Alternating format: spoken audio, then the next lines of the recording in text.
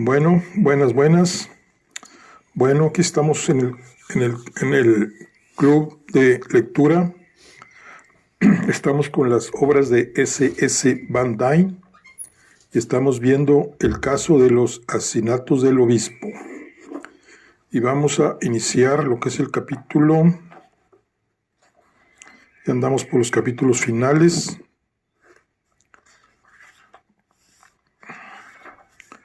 Capítulo 23. Y como hemos visto, hubo un suicidio que por lo visto esta novela es parecida a la de Agatha Christie, a la de los 10 negritos, que se fueron eliminando todos y no saben quién es el asesino. En esta novela ya van 5 muertos y además quedan 3 protagonistas y los 3 son de una misma familia. Es el profesor, su sobrina y también su sobrino. Bueno, vamos a ver qué nos dice el capítulo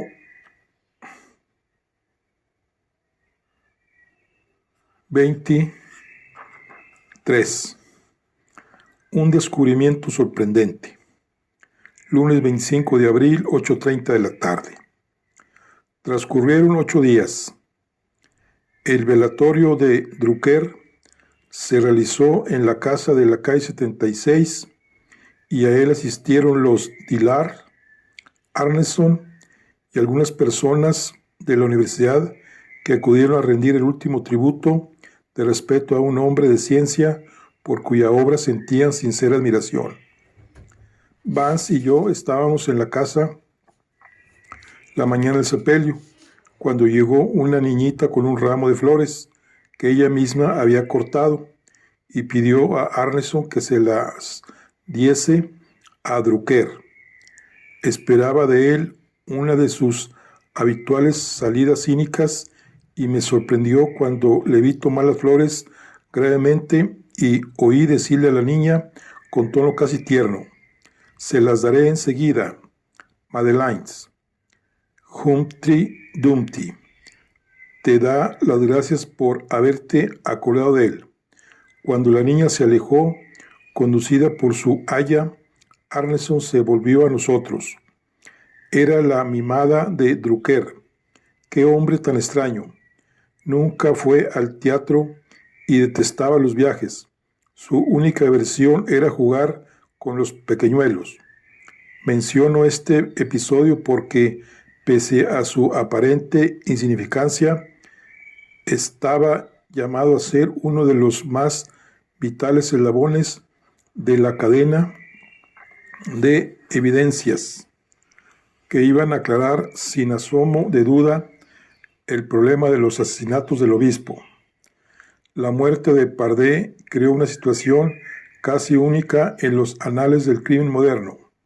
El informe dado a la prensa por la oficina del fiscal solo había sugerido que había una posibilidad de que Pardee fuese el culpable de los asesinatos. Cualquiera fuese la íntima convicción de Markham, era demasiado honorable y justiciero para despertar dudas sobre una persona sin poseer pruebas concluyentes. Pero la ola de terror que había surgido de los extraños asesinatos había alcanzado tales proporciones que no pudo, en cumplimiento de su deber hacia la comunidad, evitar decir que creía que el caso había terminado. Así, aunque no se formuló una acusación abierta contra Pardee, los crímenes del obispo dejaron de ser considerados como una fuente de peligro para la ciudad, y un suspiro de alivio escapó de todos los pechos. En el Manhattan Chess Club probablemente se discutía menos el caso que en cualquier otro lugar de Nueva York. Tal vez sus socios sentían que el honor de la institución se había visto envuelto en el asunto, o quizás existiera un sentimiento de lealtad hacia el hombre que tanto había hecho en pro del ajedrez.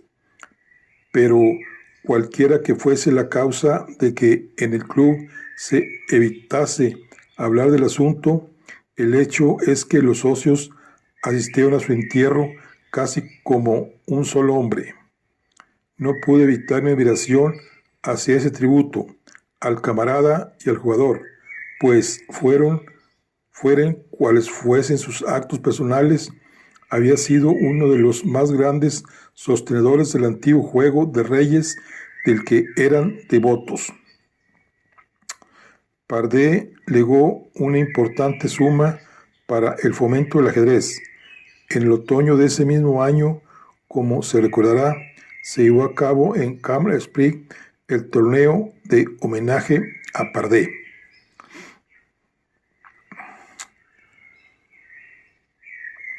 El primer acto oficial de Markham al día siguiente de la muerte de Pardé fue obtener la excarcelación de Sperling. La misma tarde, el Departamento de Policía trasladó todos los expedientes del caso del obispo al archivo señalado con rótulo de casos sobreseídos y retiró la vigilancia de la casa de Dillard. Benz protestó blandamente contra este último paso, pero en vista de que el informe post-mortem del médico forense había establecido en todos los pormenores la teoría del suicidio, poco era lo que Markham podía hacer en el asunto. Más aún, estaba absolutamente convencido de que la muerte de Pardé había cerrado el caso y hasta llegó a mofarse de las intermitentes dudas de Benz.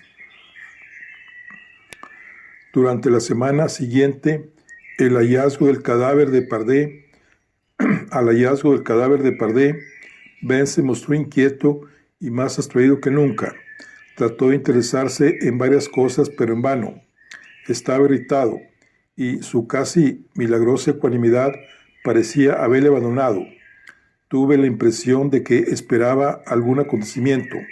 Sus maneras no eran exactamente expectantes, pero sí había una actitud algo que rayaba a veces en la aprensión.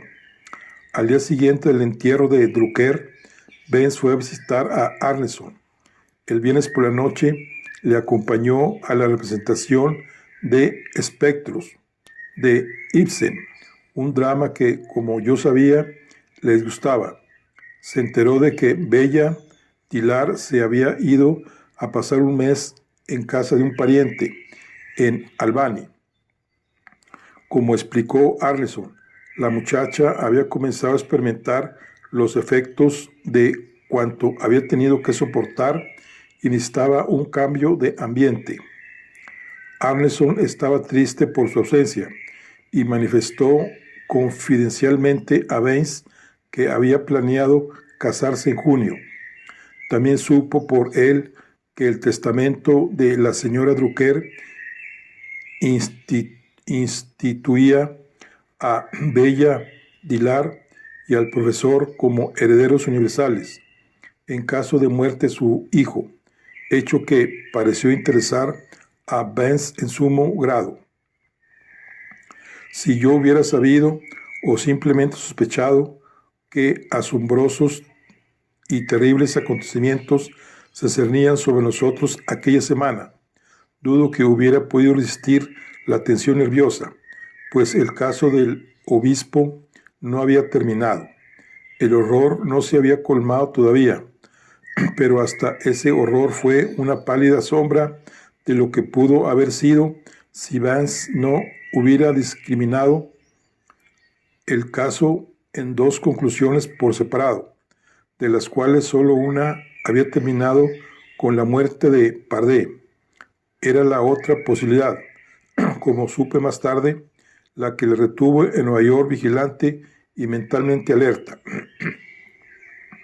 El lunes 25 de abril señaló el principio del fin. Teníamos que cenar con Markham en el Banker Club e ir después a escuchar los maestros cantores.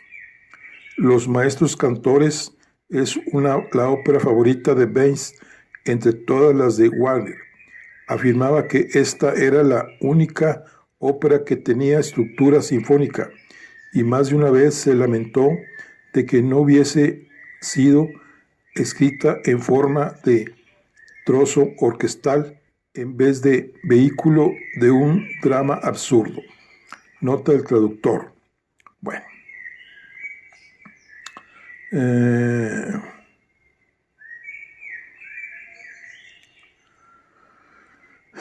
Pero aquella noche no fuimos testigos de los triunfos de Walter. Observé que cuando nos reunimos con Markham en la rotonda del Equitable Building, parecía preocupado, y no bien nos hubimos sentado en el comedor del club, nos dijo que aquella tarde el profesor Dillard le había llamado por teléfono. Me pidió que fuera a verle esta noche, explicó Markham, y cuando traté de excusarme, se tornó imperioso. Insistió en que Arneson estaría ausente esta noche y que de esperar otra ocasión igualmente favorable, tal vez fuera demasiado tarde.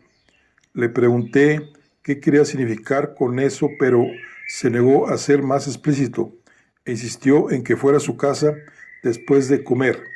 Le contesté que en ese caso, en caso de ir, se lo avisaría. Baines había escuchado con el más vivo interés. Debemos ir, Markham. Te confieso que he estado esperando un llamado de esta clase. Es posible que hallemos por fin la clave de la verdad. ¿La verdad acerca de qué? De la culpabilidad de Pardee. Markham no contestó y nos pusimos a comer en silencio. A las 8:30 llamábamos en casa de Dillard y fuimos introducidos en la biblioteca por Pinet. El viejo profesor nos saludó con nerviosa reserva. Es una amabilidad de su parte haber venido, Markham, dijo sin levantarse. Tomen asiento y fumen si lo desean. Tengo que hablar con ustedes y quiero tomarme todo el tiempo que necesite. Es muy difícil. Su voz se quebró e hizo una pausa para llenar su pipa. Nos sentamos y esperamos. Un sentimiento de expectativa me invadió sin que supiera explicarme por qué, a no ser que se me hubiera contagiado la nerviosidad del profesor. No sé verdaderamente cómo abordar el tema, pues atañe no a los hechos materiales, sino a la invisible conciencia humana. He luchado durante toda la semana con ciertas ideas vagas que se han adueñado de mí y no veo la manera de librarme de ellas si no es hablando con ustedes. Miró vacilante.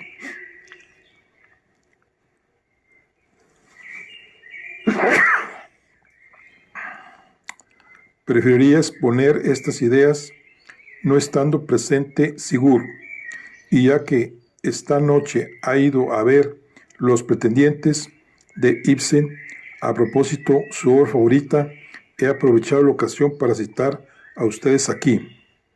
¿A qué se refiere esas ideas?, preguntó Markham. A nada en particular. Como he dicho, son muy vagas, pero no obstante se han tornado insistentes. Tan insistentes en verdad, agregó, que creí conveniente enviar a Bella afuera. Es cierto que ella estaba en un desastroso estado de ánimo como resultado de todas estas tragedias, pero la verdadera razón de haberla hecho ir al norte fue que me vi acosado por terribles dudas. Dudas. Markham se inclinó hacia adelante. ¿Qué clase de dudas? El profesor Dillard no contestó inmediatamente. Permítame responder a esa pregunta haciendo otra, dijo. ¿Están ustedes íntimamente convencidos de que la situación referente a Pardee es exactamente lo que parece? ¿Está usted aludiendo a la autenticidad de su suicidio? A eso y a su presunta culpabilidad. Markham se rellanó en su asiento y guardó un silencio meditativo. ¿No está usted enteramente satisfecho? No puedo contestar a esa pregunta, respondió el profesor, de modo cortante. No tiene usted derecho a interrogarme. Yo solo quería estar seguro de que las autoridades que poseen todos los detalles en sus manos estaban convencidas de que ese terrible asunto podría considerarse terminado, expresó con ansiedad en sus ojos. Si yo supiese que ello es realmente así, tal vez pudiera rechazar los vagos temores que me persiguen noche y día desde hace una semana. Y si le dijera que tampoco yo estoy satisfecho, los ojos del profesor brillaron con extraña ansiedad. Su cabeza se inclinó levemente como si le agobiara de pronto un hondo pesar. Después de un momento levantó los hombros y respiró profundamente. Lo más difícil en este mundo, dijo, es saber en qué consiste nuestro deber, pues el deber es un mecanismo de la mente entorpecido de continuo por las intrusiones del corazón. Quizás haya cometido un error haciéndoles venir aquí, porque después de todo no tengo sino muy vagas sospechas y nebulosas ideas para exponerles, pero existe la posibilidad de que mi inquietud mental se base en alguna profunda y oculta razón de cuya existencia no tengo absolutamente conciencia. ¿Comprenden ustedes lo que quiero decir? Por muy evasivas que fuesen sus palabras, no cabe duda de que, como lo reflejaba su torturado semblante, una espantosa idea estaba agazapada en el fondo de su cerebro. Barajan meneó la cabeza con simpatía. No hay razón alguna para poner en duda las conclusiones del médico forense, dijo con tono de fingida naturalidad. Comprendo perfectamente que la proximidad de estas tragedias haya creado una atmósfera propicia a la duda, pero opino que no debe usted atormentarse más. Espero sinceramente que usted tenga razón, murmuró el profesor, pero se veía que no estaba convencido. Suponga, Marcaham, comenzó y luego se detuvo. Sí, espero que usted tenga razón, repitió. En el transcurso de esta penosa conversación, Vance había permanecido hundido en su asiento, fumando plácidamente. Sin embargo, no dejó de escuchar con inusitada atención. Por último, intervino. Dígame, profesor Dillard, ¿ha habido alguna cosa, por indefinida que sea, que haya podido hacer nacer en su mente esa duda? No, nada, respondió de manera rápida y viva. Solo he estado pensando todas las posibilidades. Yo no me atrevo a confiar demasiado en una cosa si no tengo suficiente fundamento. La lógica pura es aceptable como principio que no nos atañe personalmente, pero cuando se trata de la propia seguridad, la imperfecta mente del hombre exige pruebas tangibles. Ah, sí. Vance miró vagamente hacia el techo y creí sorprender un destello de mutuo entendimiento entre esos dos hombres de caracteres tan opuestos. Marcaham se levantó para despedirse, pero el profesor Dillard le pidió que se quedara un poco más. Sigur no tardará mucho en volver y tendrá mucho gusto en verles. Como les dije, ha ido a ver los pretendientes, pero estoy seguro que del teatro vendrá directamente aquí. A propósito, señor Vance, siguió apartando la mirada de Marcaham. Sigur me dijo que usted le acompañó la semana pasada a la representación de Espectros. ¿Participa usted de su entusiasmo por Ibsen?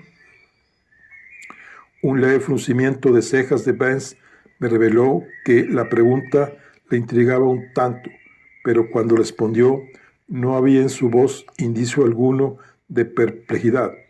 He leído mucho a Ibsen y no puede dudarse de que fue un genio, creador de primer orden, aunque no haya podido encontrar en él ni la forma estética ni la profundidad filosófica que, por ejemplo, caracteriza al Fausto de Goethe. me doy cuenta de que usted y Sigur estarían en perpetuo desacuerdo. Marham declinó la invitación a quedarse más tiempo, y pocos minutos después nos hallábamos caminando por la West End Avenida, a la agradable brisa de abril. «Haz el favor de observar, querido Marham», dijo Vance con acento burlón, a tiempo que virábamos por la calle 72 y nos dirigíamos al parque, «que alguien más que este modesto colaborador se ve acosado por las dudas acerca de la voluntaria eliminación de Pardee, y debo agregar que el profesor no está en nada satisfecho con tus seguridades. Su extraño estado de ánimo es perfectamente comprensible», propuso Marham. «Estos asesinatos tocaron su casa muy de cerca. ¿No es esa la explicación?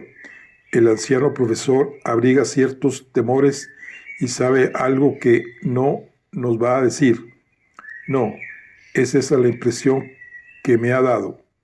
«Oh, Marham, mi querido Marham, ¿no escuchaste atentamente su vaga y reticente historia? Parecía como si tratara de hacerme alguna sugestión sin traducir en palabras. Nosotros debemos adivinarla. Sí, por eso insistió en que le hicieras una visita mientras Arneson asistía a una reprise de Ibsen». Vance cayó bruscamente y se paró en seco. La estupefacción se pintó en su rostro. «Oh, mi tía, oh, mi encantadora tía, por eso me interrogó acerca de Ibsen. Palabra, qué absolutamente tonto he sido». Miró fijamente a Marham y los músculos de su mentón se endurecieron. «Al fin, la verdad», dijo con impresionante suavidad, «y no has sido ni tú ni la policía ni yo quien halló la solución de este caso. Fue un dramaturgo noruego, muerto hace 20 años. En Ibsen está la clave del misterio». Marham le miró como si súbitamente Vance se hubiera vuelto loco, pero antes de que pudiera hablar, tuvo un taxi. «Te demostraré lo que quiero decir en cuanto estemos en casa», dijo mientras nos dirigíamos al este a través del Central Park.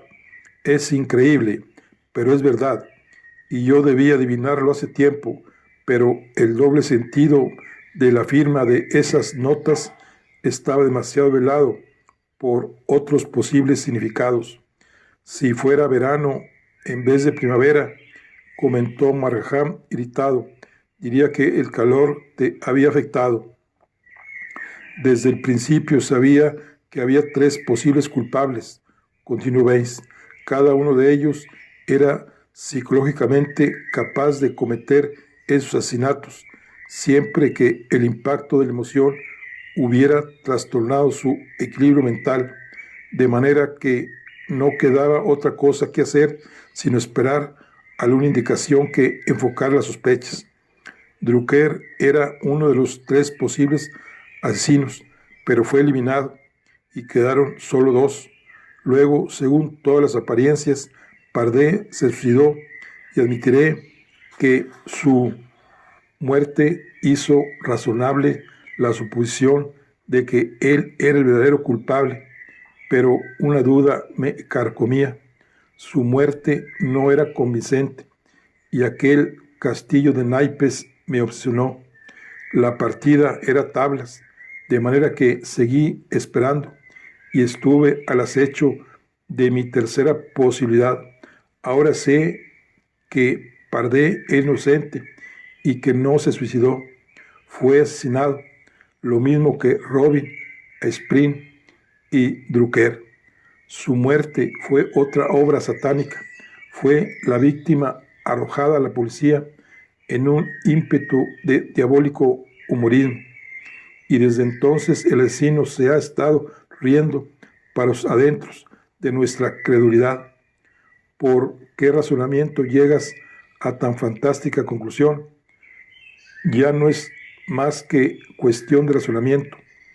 Al fin tengo la explicación de los crímenes y sé el significado de la palabra obispo como firma de las notas. Muy pronto te proporcionaré una pieza de asombrosa e incontrovertible evidencia. Minutos después, llegamos a su departamento y nos condujo directamente a su biblioteca. La evidencia ha estado aquí siempre, al alcance de la mano. Se dirigió a uno de los anaqueles donde se alineaban las obras de teatro y extrajo el tomo 2 de las obras completas de Henrik Ibsen. La edición que poseía Baines era la de William Archer, publicada por Charles Scribner's Sons. Nota del traductor.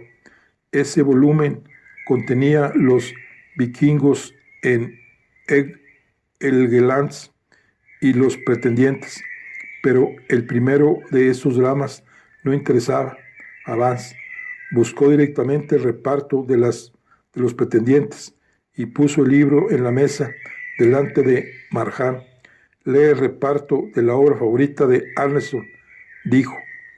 Marjan, silencioso e intrigado, tomó el libro y yo miré por encima de su hombro. Esto es lo que pudimos leer.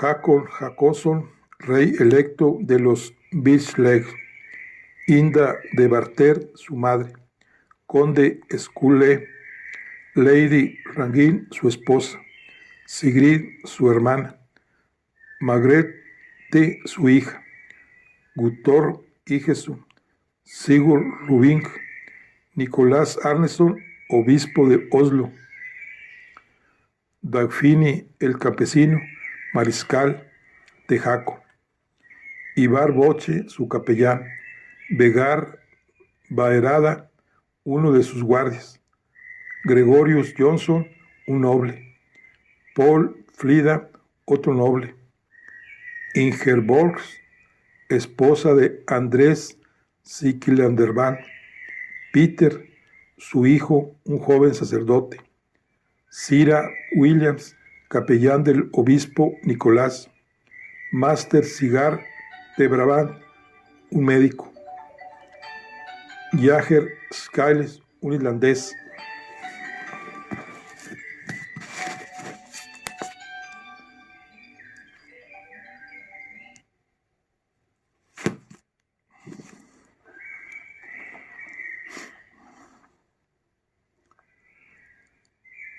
Bar Brat, un jefe del distrito de Trondheim, pero dudo que ninguno de nosotros pasase de la línea que decía Nicolás Arneson, obispo de Oslo. Mis ojos se clavaron en ese nombre como presa de una horrible fascinación, y luego recordé, el obispo Arneson era uno de los personajes más diabólicos de la literatura universal, un cínico, un monstruo de perversidad que trocaba todos los sanos valores de la vida en odiosas bufonadas. Bueno, aquí concluimos lo que es el penúltimo. Bueno, todavía nos faltan. Aquí concluimos lo que es el capítulo 23. Pues ya estamos otra vez más cerca de quién será el asesino, pues ya nomás nos queda el sobrino del profesor, pero vamos a ver en nuestra siguiente lectura. Por lo pronto, hoy terminamos lo que es el capítulo 23. Nos vemos en la siguiente. Hasta luego.